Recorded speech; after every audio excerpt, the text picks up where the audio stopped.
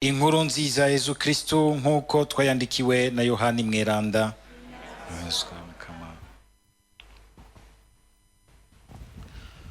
Mu bafarizayo hari umuntu yitwa Nikodemu, umushinga ntahe mukuru mu Bayahudi. Agendera Yezu mw'ijoro, araheza amubwira ati: Rabi, turazi yuko wewe uri umwigisha yatumwe n'Imana, kuko nanone atawushobora kugira ibimenyetso ukora utari kumwe n'Imana. Yezu amwishura ati: Nukuri nukuri ndabikubwiye, udasubiriye kuvuka ntiyoshobora kubona ubwami bw'Imana. Nikodemo aramusubiza ati: Umuntu yoshobora ate kuvuka kandi ashaje? None arasubira mu nda ya nyina ngo yongere kuvuka? Yezu aramwishura ati: Nukuri nukuri ndabikubwiye, udasubiye kuvuka kubw'amazi na mutima ntashobora kwinjira mu bwami bw'Imana. Ikivyawe n'umubiri n'umubiri, naco ikivyawe na mutima n'umutima. Ntutangazwe nuko ndakubwiye nti mubwirizwa gusubira kuvuka. Umuyaga uhuhuta aho ushaka, kandi urumva ijwi ryawo, ariko ntumenye iyo uturutse n'iyo urora. N'uwuvyawe wese na mutima nuko ameze. Iryo ni ijambo ry'Umukama.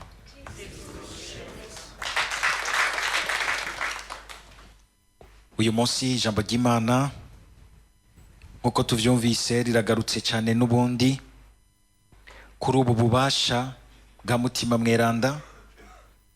Ububasha twumva mu gisomwa ca mbere bwari bwuzuye abatumwa, bukabavyaramwo igisabisho koko c'ububasha, igisabisho kidasanzwe kibaremesha kikabakomeza imbere y'uruhamo rwari rutanguye rw'abakuru b'idini n'intara ku batumwa ba mbere.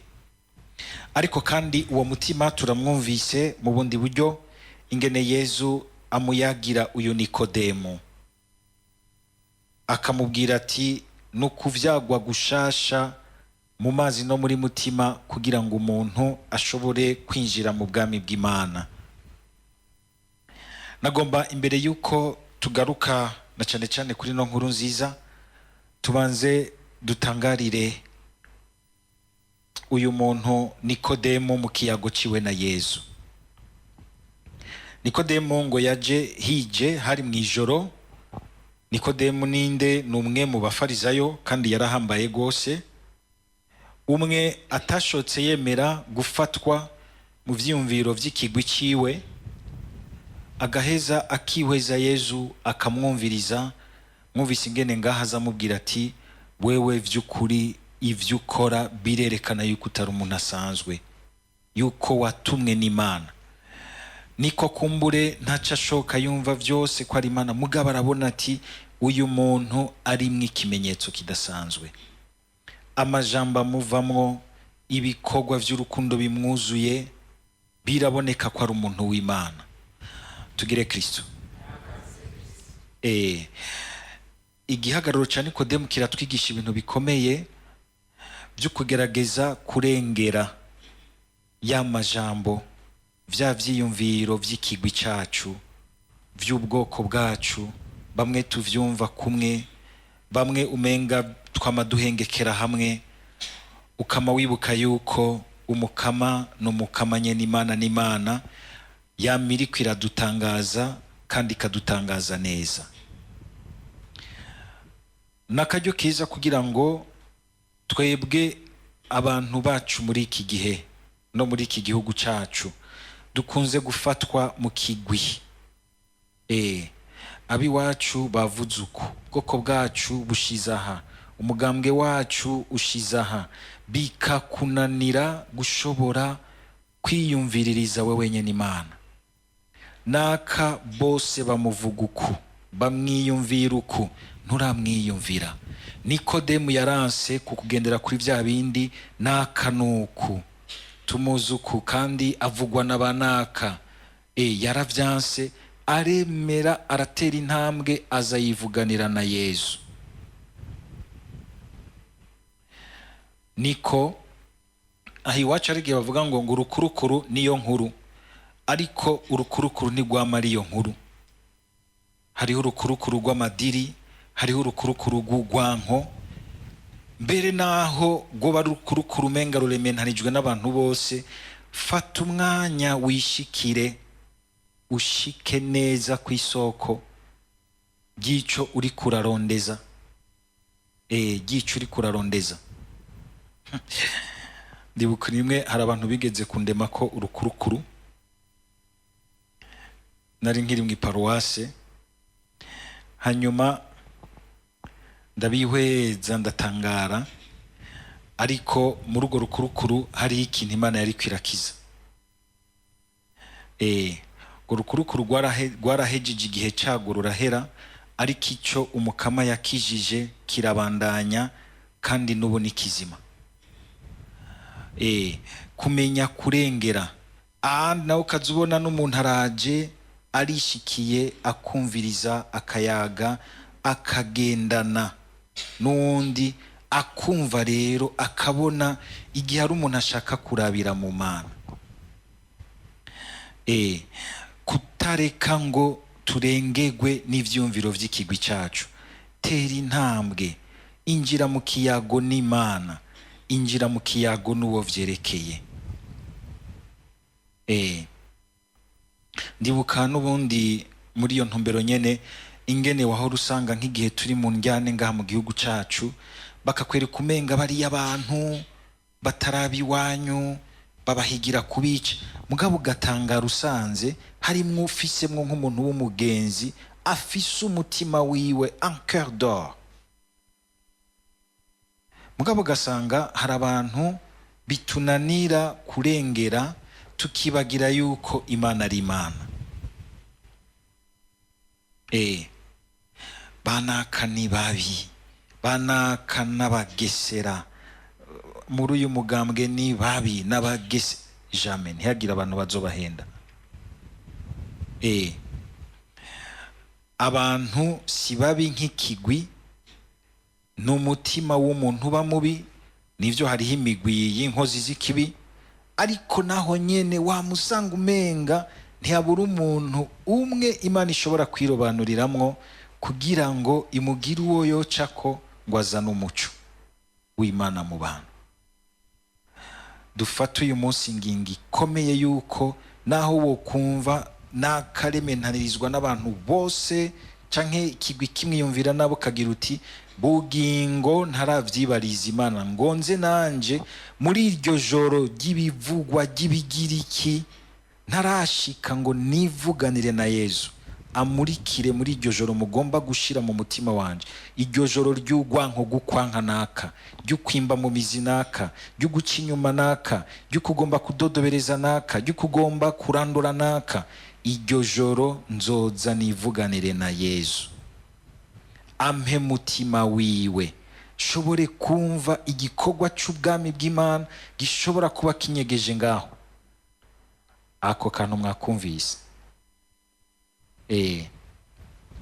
Sanga abantu baremye utugwi, mugabo ibintu bariko bararementanya, nta na rimwe wubahuka ngo ubanze ushike muri iryo joro ry'ibiriko yamentanya bibi ngo ubanze ubiyagemwo na Yesu. Nikodemo agahitamwo kurengera, akaza kuyaga na Yesu.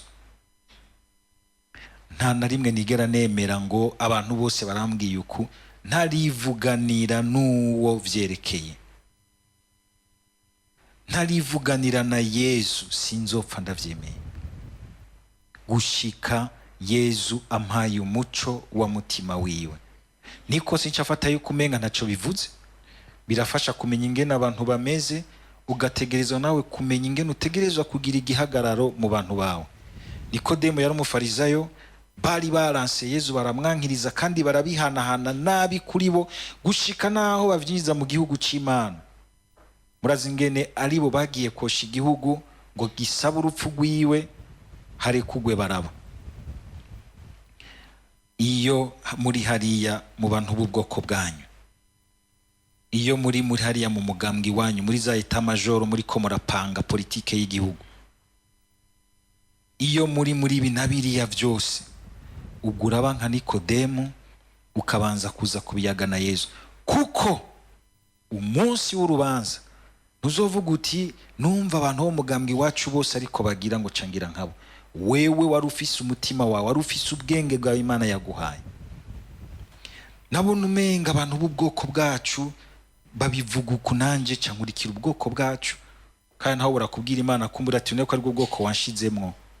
Iyo ushira kumbure mu bundi bwoko nabugushizemo kugira ngo ube ikimenyetso cy'ubwami bw'Imana. None ko numva umenga mu muryango w'ababikira bose babivuga uku, none wewe wabaye gute ikimenyetso cy'ubwami bw'Imana iwanyu mu muryango wanyu? Numva umenga abapatiri bose bavuga uku, none wabaye gute? Cyane cyane yari ibintu bibi umenga bisuka umwijima, ijoro nico bivuga. Yohani bene aya majambo yose abafise icyo avuga. Ingene dushobora kwiyumvira umuntu nabi tukamera nk'uri ko aramutanga mu ijoro, mu kintu cy'umwijima. Ako kantu mwakumvise? Kuko n'ubu muza gusohoka mure mutugwi hagera aho mwana ko cokoza ntimugoma mukure naka. Iyo muri ko murubaka ikintu ciza, Imana ni nahazwe.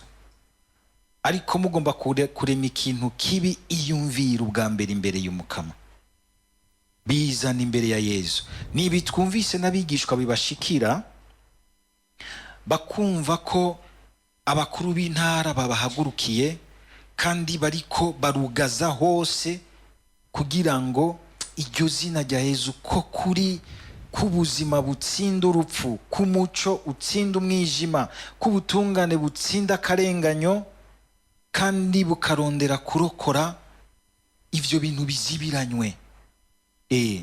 Kandi aba bantu b'abakuru baca bamenya gushira mu ngiro inguvu zose bafise kugira ngo bazibire ukuri ntigusokoroke, bazibire ubuzima, bazingazingire mu kinyoma ubuzima.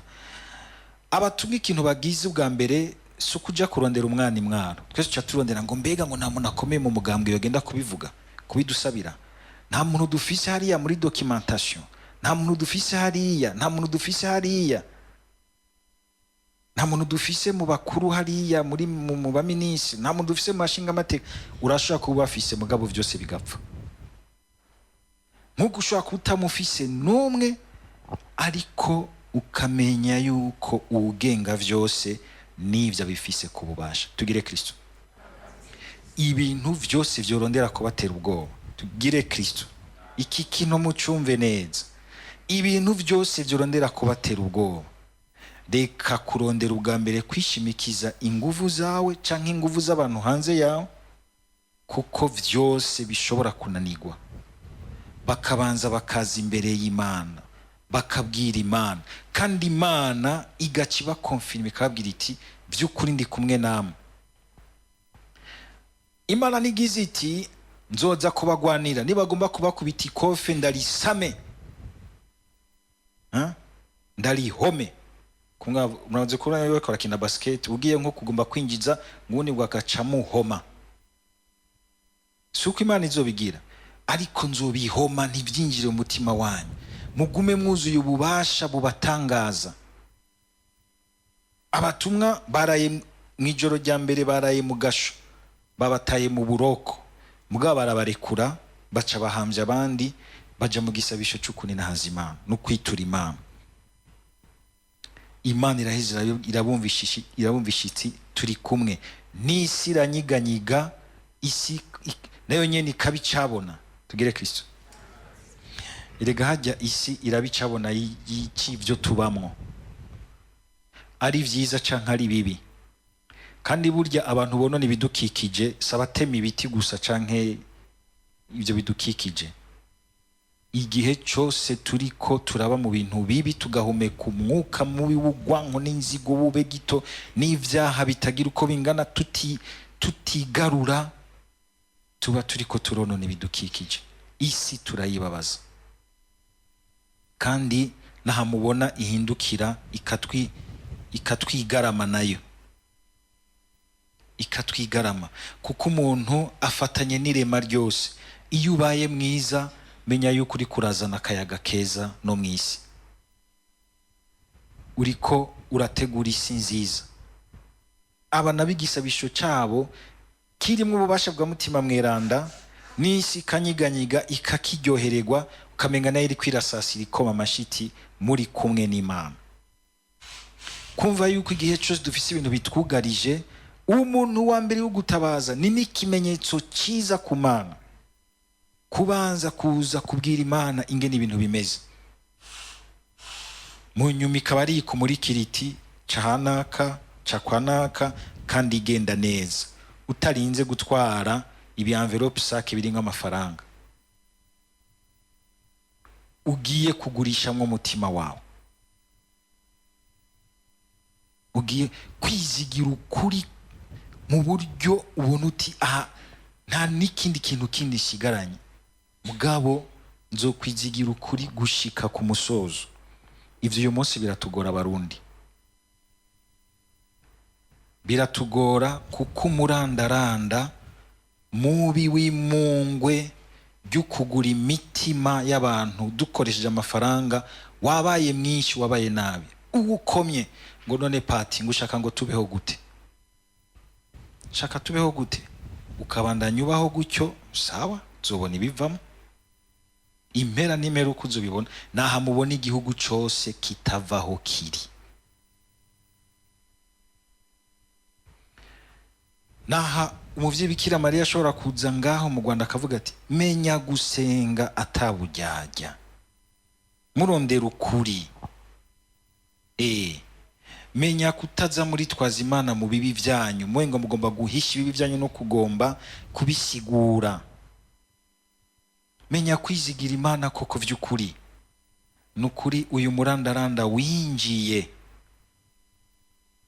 mu buzima bwacu Abarundi, twitwaza ngo turi mu vy'Imana, bizodukwegera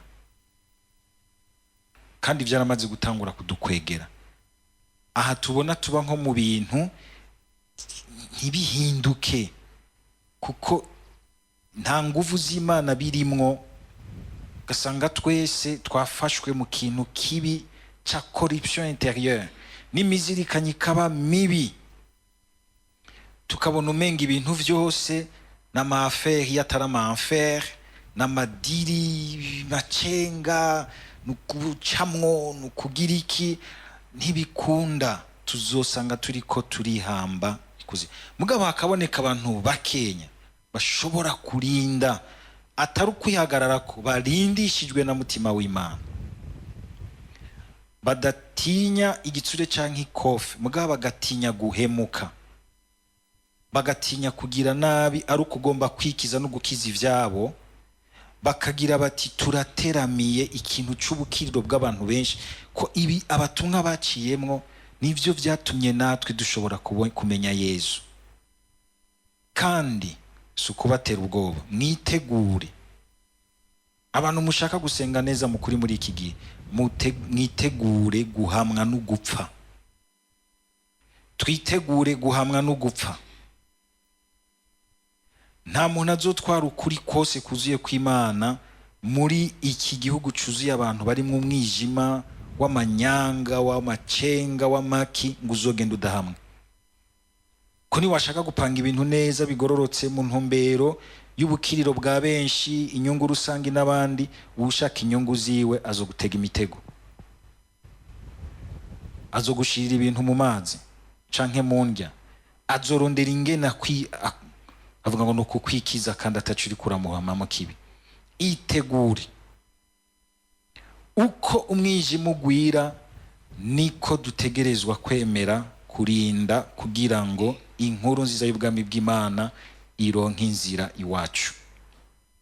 Ariko si twe turinda kukwihagararako, si twe turinda kuri mwe vy'ukwihagararako. No kwihagararako twarabonye Petero ingene vyagenze, kubera ukwihagararako kwa cyane agatega ubwoba n'umuyaya umukuru w'abasaserdoti. ariko ubu kubera yuko arindishijwe n'Imana n'ububasha bwa mutima mweranda, arashobora gushika imbere y'aba bantu bakomeye akababwira atari ukugwanyana nabo, mugabo akabasangiza icyiza kiri muri we. Ntuzugende imbere y'umuntu akugwanya nk'uko umenga muri ko muranigana, muri ko muraterana ingumu, muri ko muraterana amajambo. Musangize ikiri muri wewe. Imana ntawigwanya, ntawishaka kugirira nabi, ariko igashimiti twara neza témoignage yawe imbere y'abandi udatinya, wizigiye uzotaha umunsi wawe ugezweko, hataragera ntawe uzo gukorako. Twaragiye turebona kenshi muri ibi bintu, abantu bagatona aho kumuntu ati turakwica, umukama yabishatse ko ntaho no munsi muranyica, mugabo atabishatse ntaho munjana. Yamaye isuka, wowe uri iki? Ndiki umwana w'Imana uko nange muri abana b'Imana. Kama kaza kanyuza nk'abantu ukabona ahubwo niyo basubiranye batanguye kugwana, nawe ukirenganira ukagenda. Ariko kandi hageze urashobora kugenda. Igihambaye nuko ugenda ugira uti ndabasigaranye umugisha n'umuhezagiro w'amaraso yanje munyoye, muribuka gusa ntimuyapfishe ubusa nk'ay'umwana w'Imana. Dusaba Mukama kugira ngo natwe igihe cyose rugeranye ko ntitwihagarare ko, ntituje mu byo kugwanyana, ahubwo tukaza tukitura Umukama akaduha ubukomezi bwiwe butugumya muri twebwe, kandi bukarokora n'abatari bake muri abo nyene baba bagomba gutambama imbere y'inkuru nziza ya Yesu Kristo. Aba bantu benshi mu bakuru barahavuye barakira, babonye ingene mutima akorera muri abo batumwa umenga ntaco bize, nta bintu byanditse bafise, bagatangarira neza ubwo bubasha bw'urukundo bubuzuye. Mutima w'Imana we yazuye Yesu Kristo mu bapfuye, abandanya buzura, ntihagire icyo batera ubwoba, ahubwo mwame muhimbawe no gusangiza abandi icyo Imana yakoze mu ibatisimu yanyu. Amen.